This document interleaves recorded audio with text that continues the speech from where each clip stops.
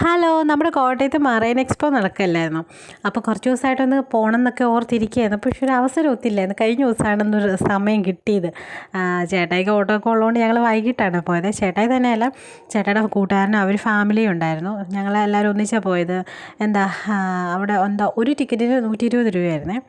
ഞങ്ങളകത്തൊക്കെ കയറി. ഫസ്റ്റിൽ ഒരു റോബോട്ടിനെയൊക്കെ ഉണ്ട് കേട്ടോ, അതെനിക്ക് ഒത്തിരി ഇഷ്ടപ്പെട്ടു. പിന്നെ കുറച്ച് ബേഡ്സ്, അങ്ങനെ കുറച്ച് സംഭവങ്ങൾ, പിന്നെ കുറേ ഫിഷസ്, പിന്നെ ഈ ടണലിൽ കൂടെ ഉള്ളൊരു യാത്ര, അതെനിക്ക് ഒത്തിരി ഇഷ്ടപ്പെട്ടു കേട്ടോ. എന്താ മീനൊക്കെ നമ്മുടെ തലയ്ക്ക് മണ്ടയ്ക്ക് കൂടി ഇങ്ങനെ നടക്കുന്നതൊക്കെ കണ്ടു നിൽക്കാൻ നല്ല രസമല്ലേ. എൻ്റെ കഴിഞ്ഞ് ഫുള്ളായിട്ട് ദേവോട്ടനായിട്ടോ അത് എൻജോയ് ചെയ്ത്. കാരണം അത്രയും മീനുകളൊക്കെ ഒന്നിച്ച് കണ്ടപ്പോഴത്തേക്ക് ചെറുക്കന് മൊത്തത്തിൽ വട്ട് പിടിച്ച പോലെ പോയി. അത് കഴിഞ്ഞ് ഞങ്ങൾ അകത്ത് ഒക്കെ കയറി കുറച്ച് പിന്നെയുള്ള സംഭവിച്ചത് നമ്മുടെ മത്സ്യകന്യക.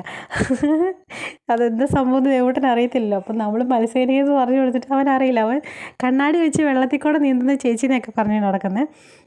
എന്നിട്ട് കുറച്ച് നേരം അതൊക്കെ കണ്ട് അവിടെ നിന്നു. അത് കഴിഞ്ഞ് പിന്നെ അങ്ങോട്ട് സ്റ്റാളുകളായിരുന്നു കേട്ടോ. കുറേ കടകളുണ്ടായിരുന്നു. എന്താ ഒന്നും നമുക്ക് മേടിക്കാൻ പറ്റത്തില്ല, അതുപോലെ വിലയായിരുന്നു. പിന്നെ ഒരു ഐറ്റം എന്താ നമ്മുടെ പണ്ട് കാലത്തെ മുട്ടായികളൊക്കെ മാത്രമുള്ളൊരു കടയുണ്ടായിരുന്നു. എൻ്റെ അമ്മോ, എന്താ ഞാൻ കണ്ടിട്ടില്ലാത്ത കോട്ടും മുട്ടായികൾ വരെ ഉണ്ടായിരുന്നു കേട്ടോ. അത് അടിപൊളിയായിരുന്നു. അവിടെ നിന്ന് ഞങ്ങൾ 1-2 മുട്ടായികളൊക്കെ വാങ്ങിച്ചു. അതല്ലാതെ വേറൊരു സംഭവം അവിടെ നിന്ന് മേടിക്കാൻ പറ്റിയിട്ടില്ല, അതുപോലെ വിലയായിരുന്നു. അത് കഴിഞ്ഞ് ഞങ്ങൾ വെളിയിൽ വന്നു. പിന്നെ എന്താ കുട്ടികൾക്കൊക്കെ പറ്റുന്ന പോലത്തെ കുറേ റൈഡുകളൊക്കെ ഉണ്ടായിരുന്നു കേട്ടോ. അതെല്ലാത്തിനും സെപ്പറേറ്റ് പേയ്മെൻറ്റാണ്. എന്നാലും അവരുടെ സന്തോഷമല്ലേ, അതുകൊണ്ട് കുറച്ച് നേരം അവരോട് നിന്ന്. എനിക്ക് വിധത്തിലൊക്കെ കയറാൻ പേടി കേട്ടോ. അപ്പോൾ നമ്മൾ പുറത്ത് നിന്ന് കാഴ്ചക്കാരായിട്ടെല്ലാം കാണും. അതൊക്കെ കഴിഞ്ഞ് ഞങ്ങൾ ഒരു ഐസ്ക്രീമൊക്കെ കഴിച്ചു. പിന്നെ എങ്ങനെയെങ്കിലും എവിടെയെങ്കിലും പോയി എന്നേലും വലിച്ചു വാരി കഴിക്കണം എന്ന് മാത്രമേ ഉണ്ടായിരുന്നുള്ളൂ. അതുപോലെ വിശക്കാൻ തുടങ്ങിയായിരുന്നു.